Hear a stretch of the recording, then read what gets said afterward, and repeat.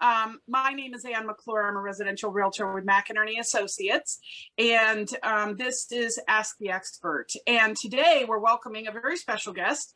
This is my friend and professional colleague, Rona Jobe, and she is a partner with Smart Settlements. And she's also a very keen business strategist for them and is helping Smart with a smart growth strategy. So Rona, thank you for joining us today. We're so happy you're here. Thank you for having me. We are fortunate to have you and eager to hear about all kinds of title issues, because so many people, whether buying, selling, refinancing, are landing in a title company recently, or a settlement company as they're sometimes called. And we'll get into what the difference is and some of these questions. But first, I just want to thank everybody for joining us at Ask the Expert. This was born out of the pandemic. We used to do Ask the Expert live, and we would have roving experts with name tags on, and we would do a happy hour. It was a lot of fun, and our clients and customers and their friends would come out and bring their questions, whether we had a title person, a CPA, a professional organizer, or maybe more strict home or construction services like a contractor and an electrician and a flooring expert. So at the advent of the pandemic, really just about a year ago, we decided, how can we still support local business and small business? And how can we get good information out to our clients? And we came up with doing Ask the Expert. We did it every week in the beginning of the pandemic. Now we do it every other week, and we're so happy you've joined us. This is available on our website. It's available on YouTube, and it's available on Facebook. And also we're going to send it to Rona, so she'll have it available also if you're looking for the information following this. And we hope that you will share it with your friends and family and colleagues. There's going to be great information here, and we don't want you to keep us a secret. So thanks for tuning in today or watching us later. This is recorded in the case of you watching. So I always like to start with a real quick market update. And we were a couple minutes late starting, so I'm not going to belabor it, but Rona and I had an interesting discussion right before this started about the market and what we tend to see week by week as we enter. Now, I will tell you that it's still rip roaring out there. And the headline, if I had to give you a headline, is we don't have enough inventory. So if you're watching, you're thinking of selling or fixing up your home, this is probably a great time to do that. Get your house on the market. You can get top dollar and probably terms you never dreamed of. If you're buying, you need to be strategic. You've got to be good with a good loan officer, and you've got to be with a good realtor, and you've got to be talking about the best way to prepare for success. We are still seeing just multiple offers on everything, and just not enough inventory in all kinds of segments of the marketplace: location, price point, type of home. Now, one little factoid I wanted to share with you today, which I thought was really interesting, is over the past week, 109 homes priced over 1.5 million went under contract in the last week in the metro area. And that's a pretty high number. So there are a lot of months we don't see that kind of activity. That luxury market sometimes moves a little slower. And then the other factoid I wanted to share with you that I thought was really interesting is that the average number of days on the market for homes going under contract in Prince William County, in the southern part of our metro region, was 7.8 days last week. So the average property spent less than 8 days on the market, which is insane. When you think about this, includes new construction. It includes, I hate to say it, but like the dogs on the market where somebody's like, just sell it. I got to get rid of it. I know I need to do a ton of work. I mean, it's rare we've gotten down into under 20 days, and now we're under 10 in one of our areas. So that gives you a little sense. Now, Rona, you said something really interesting to me about going week 17 into week 18. Can you share that really quick? Because I thought it was a good factoid about the market. Yeah, normally we see an increase of contract ratification from week 17 to week 18 of the year, which is, this is week 18. So we'll see what that looks like, by the end of the week. I have heard anecdotally from other agents that we work with that it feels like the spring market has kind of already hit and we're kind of on the tail end of it. So I'm curious to see what the next weeks look like in terms of contract activity and also, closings. Yeah, it's interesting to think about the spring market. And guys, for those of you listening, don't feel like that means this is the end of this market. What we're saying is we may be heading into a summer market, which is slower. But the analogy I like to use is you're going, 90 miles an hour on the Beltway. Okay, maybe that's not that safe, but just for the purpose of this, and we're slowing down to 75 miles an hour, you're still speeding, so but I thought it was interesting to point out, Rona said something very key, that the patterns still hold up. So even last year, when we were in the pandemic and the contract activity was way down, she could still see that same pattern holding true from week 17 to week 18. So even though the number changed, the pattern held, which I thought was really interesting. And I wonder what it is about this particular week, and that you've seen that several years in a row. Yeah, it's curious. Yeah, it's really interesting. Rona, I just wanted to welcome you again, and say how nice it is to work with you and your settlement company, and to know you as a friend, and somebody who's always willing to impart knowledge and spend time helping people understand. More than one occasion, you've called clients of mine, particularly first-time home buyers, to walk them through a process or kind of talk them off the ledge, and it's so appreciated. I think you're a great pro, and I think Smart is a wonderful company, and I'm happy to see them growing from a fledgling when I met them to, now you've got multiple offices, including in Miami. Yep. So anybody need investment property in Florida, we've got a settlement company for you. So Rona, let's just launch right into the questions. The topic today is closing time. I wish we had the music playing. The settlement process explained. So a lot of times I find in my industry, if I say to somebody, now, are you clear on what the title or settlement company does for you? They're like, no. I mean, more often than not, they're like, I really don't know. I just know that I pay them a lot of money at the end. And that's not even really true. You're not even really paying them. But Rona's going to get into that. So Rona, let's just start at the beginning of the process. So when a title or settlement company enters into the process, first of all, those words are often synonymous depending on where you are. But if you could explain the difference between those two, or how they relate to each other in our region, that would be great, because we sometimes hear the reference to an escrow state. And then there may be people watching who are not in our DMV area. We do get sometimes people from outside. So if you could explain that, that would be fantastic. Sure. I mean, for the DMV, for our area here, a title company and a settlement company are basically one and the same.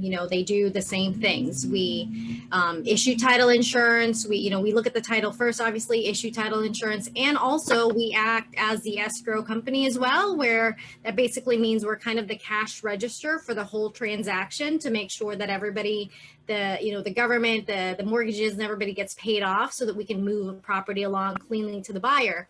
Now, in some states, there are these two are sometimes separate. You have a title company, you sometimes have a lawyer's office that does the actual settlement, and then you have an escrow company which holds escrow, which means they hold money from the old lender, so they can pay off from the new lender, so they can pay off the old lender from the old mortgage.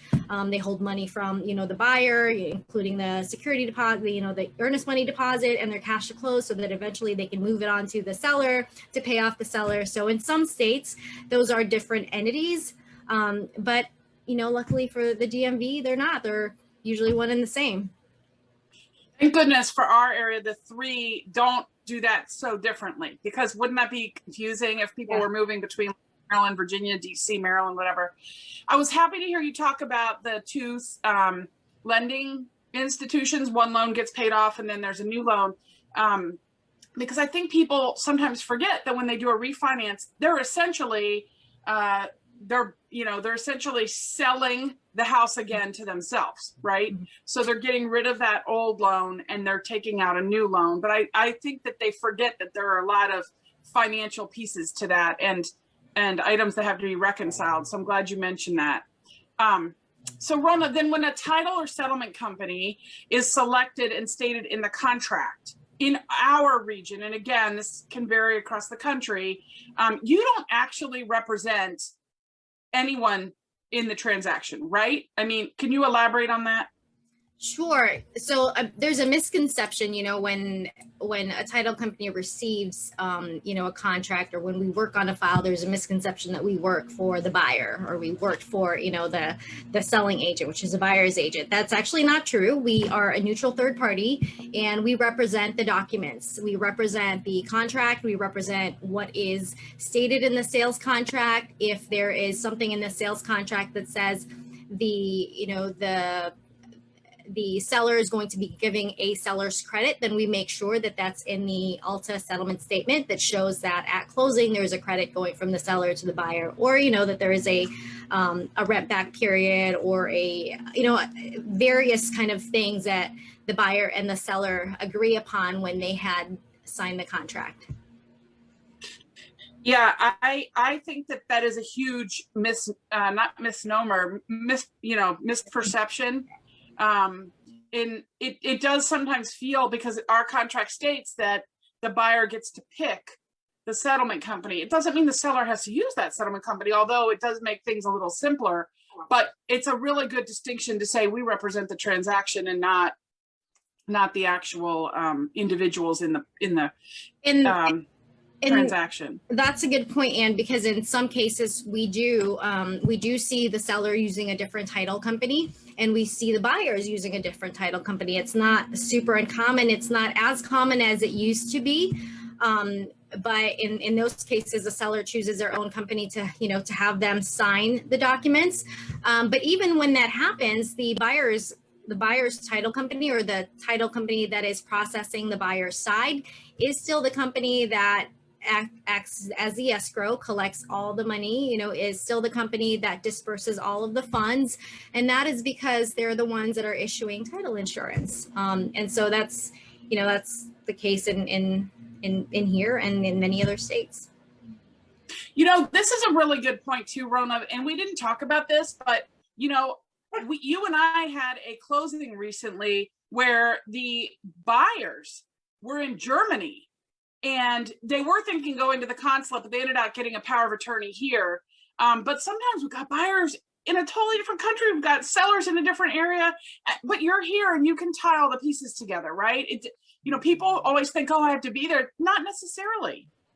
We do, yeah. There's many options in closing these days, and for our cash buyers especially, there's even a lot more options because they can close via we call them RON closings, remote online notarization, where basically we close online like this. There's a platform that we use, and it verifies your information, verifies that you are who you say you are, and then you digitally sign everything.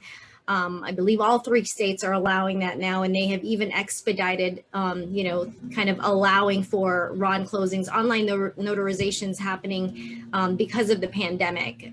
Prior to March 2020, a lot of states were kind of in the gray area about it. They didn't know about it, or they knew about it. They kind of allowed it, but they didn't allow it. But they have since come out, with clear language that they are, they're allowing for it.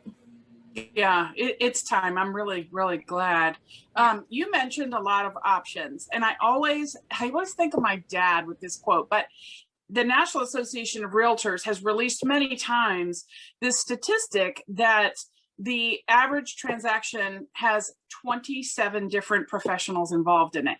And those can be people like you at the settlement company. They can be appraisers, loan officers, realtors, locksmiths. They can be surveyors. I mean, it just goes on and on. Contractors, processors. And so there are a lot of people involved. My dad used to say, the more moving parts something has, the more opportunity for something to go wrong. And he meant it in a mechanical engineering sense. He was an engineer, but I always think of it in this process, right? Because there's so many moving parts in a real estate transaction, and even a refi has a good amount of moving parts. Yeah. So I think of you and the title company sort of as having all these dangling loose ends that you tie together for us. And I've heard you say that when you receive a contract, the first thing you do is open the file. And then there are 6 phases or steps of the closing process. Can you go into that? And Jennifer has a graphic too for us. Oh, sure. I mean, it's funny that you mentioned the 27 moving, moving pieces and different parties, which is very true. And when it comes to the closing table, or the closing process, if you think about this whole buying process, we're at the very end of it. We are kind of tying all the loose ends. In the contract, it states how much money is going to be put up as the earnest money deposit. It states, who's going to pay the pest inspection. It states if, if there's going to be any credits, if there's going to be a home home warranty involved, like lots of these different things. And in these 6 steps that we have, a lot of it is kind of determined in step 2. Like the first step is we receive the ratified contract, we review it, our processors and our attorneys review it, and we open it. And after that, we start sending out requests to both our buyers and sellers, because while we can, and we'll go into this later, while we can see things in the record of title, there are still a lot of things that we need from the buyers and the sellers. For example, secure information like, their forwarding address or their social security number, because we do use those things to clear title. Does the property have an HOA? And so, if you think about these different parties that are involved in a transaction, we are contacting a lot of them to make sure that in step 4, we're able to gather them all. And that's kind of where we collect everything, all the parties that need to be paid out, all the parties that need to be notified that the property is being transferred. In DC and Maryland, the title company has to transfer ownership of the of water. So that's also one of the entities that we contact and make sure it gets turned over. And the processor and, various individuals, not just within the title company, but also within the lending side, and the buyers and the sellers are kind of all working together to make sure all of the information is there with the title company so that the property can close and the title can transfer over nice and clean. Yeah, you barely took a breath in there. There's a lot to it, and I know you are abbreviating it for us today. So that's, there are a lot of things that happen, and when you figure, some of these transactions are closing in 12, 15, 20 days, a lot has to happen, and everybody really has to be on the ball. So yeah. We've closed a property in 24 hours before. It was a cash buyer, and that was in DC, and there was so many moving pieces with that. And it's really important that, the buyers and the sellers are kind of like, when we need something, like, make sure you get it to us, because otherwise it delays some things. Like here's a good example. I think I mentioned to you before. HOAs, lots of properties in Virginia and Maryland have HOAs or condo associations. We used to see HOAs be able to turn around HOA statements, which affects, the settlement statement within 24 hours. Now we're seeing them turn them around in 72 to 48, to a week, to even 2 weeks, just because of kind of the backlog that has happened during COVID. And we're seeing them kind of get better a little bit. Some HOAs are better than others in terms of turning things around. But, a day or two late in receiving information sometimes can cause, additional delays beyond that. So it's just another one of those, pandemic things that we have had to adjust to and deal with in the last year and a half. Well, we've certainly learned a lot during this pandemic, haven't we? Yeah. So one of the things that that I hear come up a lot is my clients, particularly first timers, will say, "Oh my gosh, title insurance, they're looking at their expenses, like, it's so expensive, and do I really need it?" And we always like to begin this discussion by talking about what title is, why it's important to have clear title, and what title insurance is. So could you elaborate on what title is and what title insurance is? Sure. So 2 different things that kind of affect one main thing. So title is essentially the legal ownership in a property, right? So you buy a house, it shows in the land records who owns, it should show that you legally now own this property, any real property, whether that's land or land with, with a structure in it or a house. It means that you have the legal right to hold the property, to enjoy the property, and to sell the property, subject obviously restrictions that the government has, like paying your property taxes, you have transfer taxes when you sell it, and so forth. Now, title insurance is a insurance policy for either the lender or the buyer that protects your claim to the title, your rights to the title, against any, like it says in the slide, and against any potential defects or any defects that has happened in the past. So if a deed was recorded wrong or there was some kind of break in the legal chain of title, title insurance protects you against, against that. It's essentially financial protection Because every time there's an issue with title or there's a claim against a title that is yours, whether or not that is a real claim or a bogus claim, you still have to fight the claim off, right? To make sure that whoever's trying to make a claim to that title goes away. And what title insurance does is it protects you from that. Basically, instead of you hiring attorneys, the title insurance company will hire the attorneys to make sure that you're covered and that you are able to fight this. So I don't want to get in the weeds too much, but just to give viewers who might be like, well, what would a claim on the title be? Just to give them an example, like maybe a fairly common one, would you say, is a mechanic's lien, which it's a little bit of a misnomer, right? It's not literally a mechanic, but.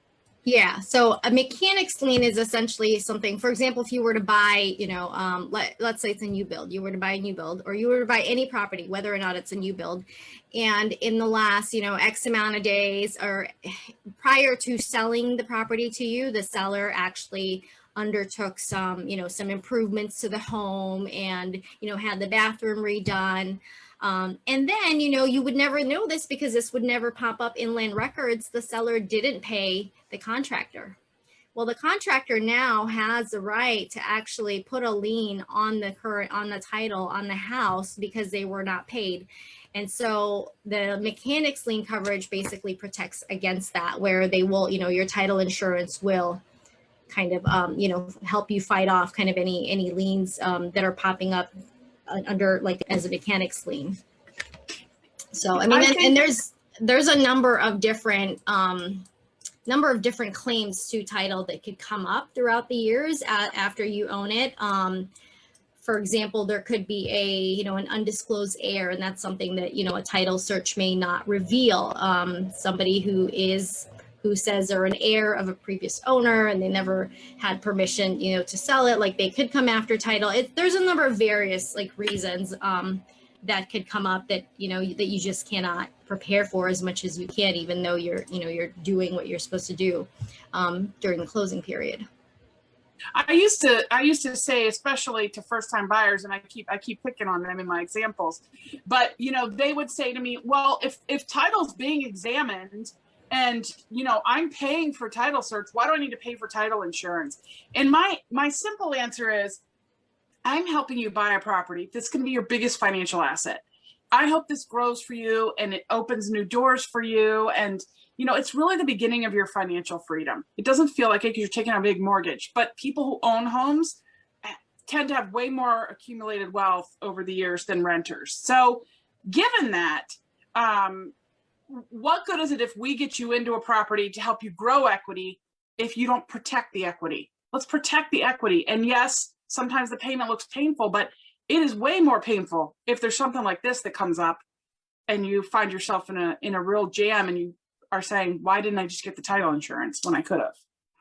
Yeah. Right? Yeah, no, that's right. That's absolutely right. And it's unlike other insurances you're required to have. For example, a lender will require you to actually have a homeowner's insurance against damages to the property, which is, kind of their investment along with you. They require you to have not just a home insurance, a certain type of home insurance. And that's a monthly payment. For title, it's a one-time payment and it's right at closing. And it protects you from any potential claims that have, that arise before you close, up until the date of your closing. So yeah, it's the noise. Oh no, that's okay. We can still hear you. It's important to distinguish between that because you want to get title insurance really to protect yourself and your equity, but also your lender's going to require it, right? So that's the interesting about title insurance, right? There's a couple different types of title insurance. There's one that you yourself as the owner of the property can obtain at closing, which is, an owner's title insurance. And then there's one that is called a lender's title insurance. And this protects the lender's interest in the property and to make sure that they're and this is getting a little bit more industry speak, in the proper lien position that they had requested for, to be a backer of this of this property. So, I mean, what I always say kind of informally to my friends and stuff, if the lender is making you protect their interests, that should tell you something, and you should protect yours as well, because just because the lender has title insurance, it doesn't cover you at all. It covers the lender. So, and they're making you purchase this. Yeah, you want to protect your interest, and your interest grows over time, right? As you pay off the loan. So that's another great thing. Certain types of title insurance will protect the equity of the home too, instead of, just a purchase price. So I think it's you're not just protecting yourself, at the time of the sale, you're protecting yourself beyond that too. So I think it's a great investment. I do too. So what is a good way, Rona, or is there a way that somebody could maybe reduce their title insurance costs a little? Sure. There is something called the reissue rate. A reissue rate.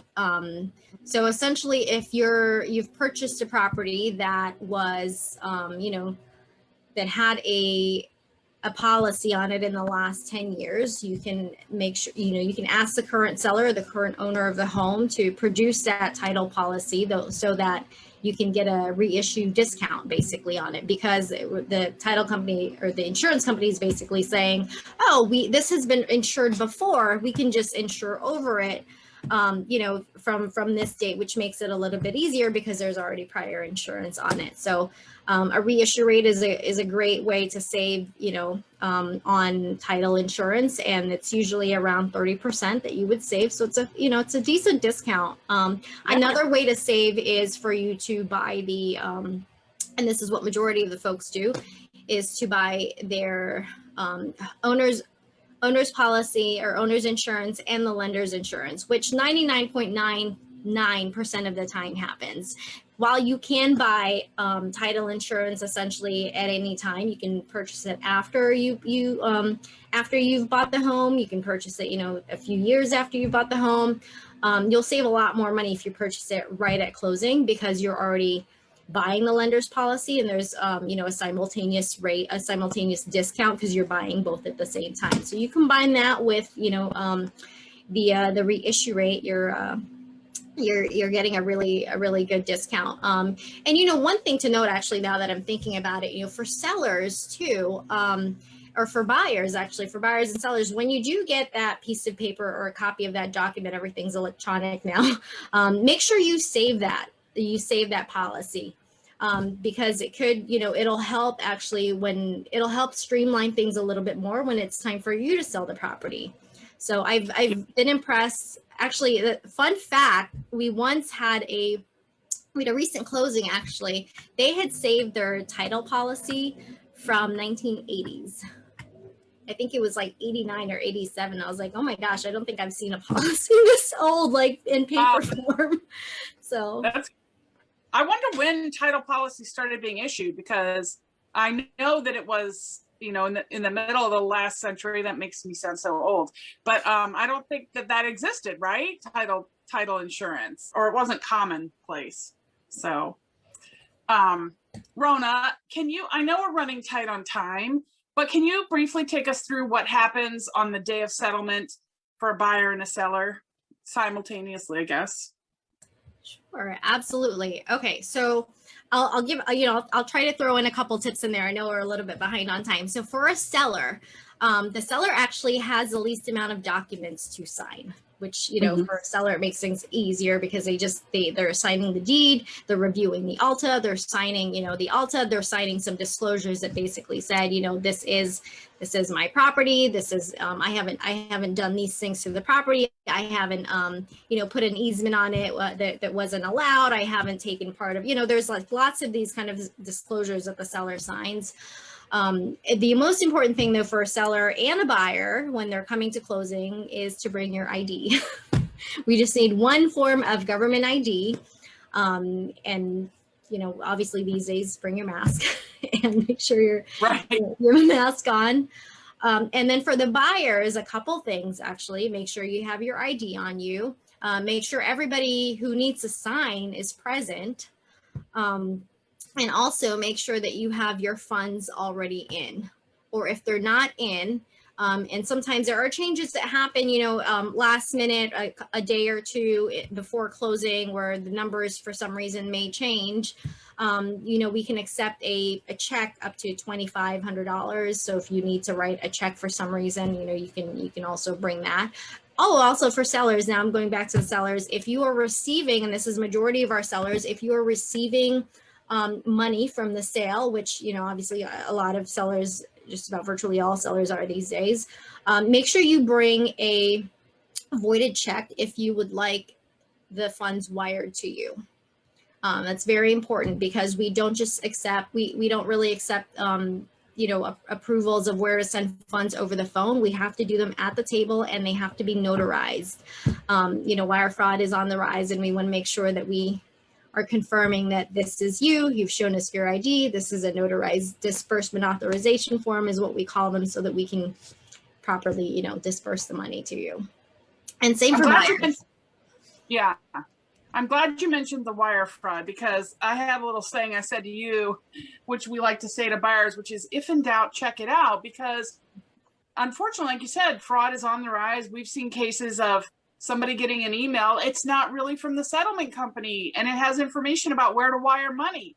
Mm-hmm. So, Rona, can you speak to that for a second? Sure. So at Smart Settlements, we actually do our best not to send wire instructions over email, just because, email spoofing is high these days, and anybody can pretend like anybody over email, right? And so instead of us sending you the wire instructions and you just sending off the wire, we like to send them through our secure portal. We try to send everything through our secure portal, because that's how that it is coming from us. And when you do receive a wire, always confirm, with the number that you trust. And that's not necessarily the phone number that's going to be in the wire instructions. If, call Ann and say, hey, Ann, I'm getting ready to wire. Can you can you just, is this the phone number that I call Smart Settlements with? Or, is this, can I call somebody at Smart Settlements to confirm? So you would confirm, you would call our office and basically, I'm confirming, I'd like to confirm wire instructions, I'm about to send some money over, and then they will confirm it with you over the phone. Another quick kind of, fun story. We have certain protocols in place when we have, when it comes to wire instructions. I remember we had one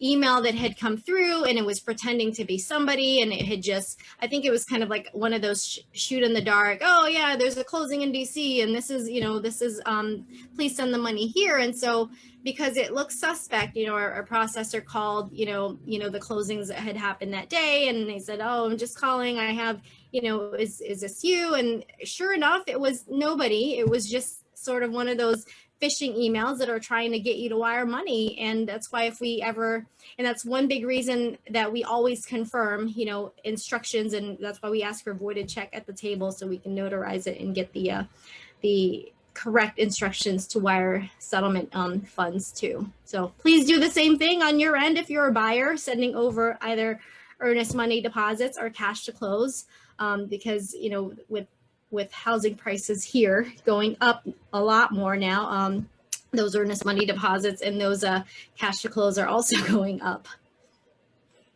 I'm quoting Ronald Reagan here as he said, and I think it's a great quote, trust but verify, right? There's nothing wrong with, I always use the phrase a sanity check. You just pick up the phone, hey Ann, hey Rona, whoever you're dealing with, whatever area you're in, just double check it. It's just a little phone call can save you just a massive amount of heartache and pain to your wallet. Rona, I'm gonna finish, just because we're running a little long, by saying, and you can back me up on this, whether someone's selling, buying, or refinancing, one of the things they can do to make things go more smoothly, make sure we close on time, is get you the stuff when you ask for it, right? You mentioned the 24-hour closing and how people really were responsive, right? Yep. If you see a request from us, which will come through the portal, for buyers, a lot of times it's asking for would you like a survey? It's asking, for a number of these things. Make sure you respond, in a timely manner, especially now during COVID, where vendors are kind of, a little bit behind, and sometimes they're not able to, if we try to rush things when we can, if we get information a little bit late, but it's always better if we get the information ahead of time so we can address if there's ever anything that comes up. Yes, I mean, when you see it come through, you don't want to be in that position of like, oh, I saw it and I forgot about it again, right? You want to be able to address it up front. So, Rona, we did go over, but I thank you. This is such good information. I mean, there's so much to it, and it's really like a different language, right? There's so many phrases we don't use regularly that are part of lending and settlements and title insurance. So thank you for breaking it down for us. I'm going to encourage anyone watching. Rona is probably going to hate me for this. She's so kind and generous with her time. If you're out there and you've got a question, please reach out to her. And if you need to do a refi, I would highly recommend her. I mean, obviously purchases, we do those with them all the time, but I think people sometimes forget, oh yeah, I need somebody for my refi. They do settlements in Maryland, DC, and Virginia, and now Miami, Florida. So this is Rona's contact information.